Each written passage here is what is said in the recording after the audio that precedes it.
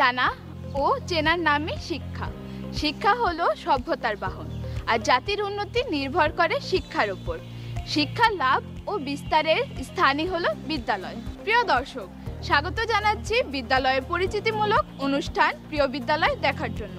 অনুষ্ঠানের শুরুতেই আপনাদের সাথে আছি আমি নুহা ইসলাম রঙ্গন, এই বিদ্যালয়েরই একজন দশম শ্রেণীর শিক্ষার্থী।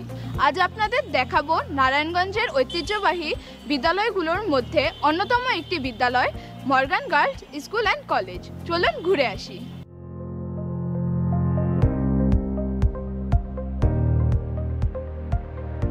শীতলক্ষা বিধৌত প্রাচ্যের ডান্ডি বলে খ্যাত বাণিজ্যের শহর নারায়ণগঞ্জ এ জেলার অন্যতম নারী শিক্ষার অগ্রবর্তী শিক্ষা প্রতিষ্ঠান মর্গ্যান বালিকা উচ্চ বিদ্যালয় ও কলেজ।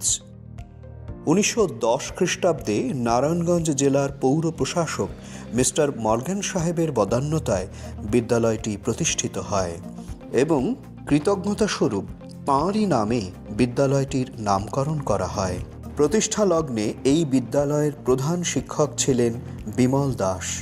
পরবর্তীকালে বিমলা দাস, কার্ড ভার্সাল এবং সাদেকা বানু সহ আরও অনেকেই।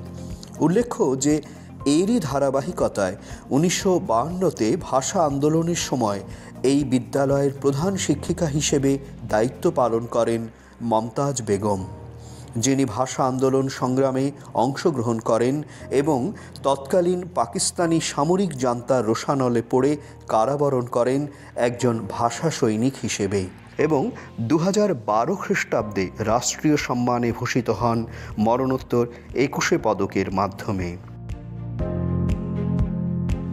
শিক্ষার্থী বন্ধুরা,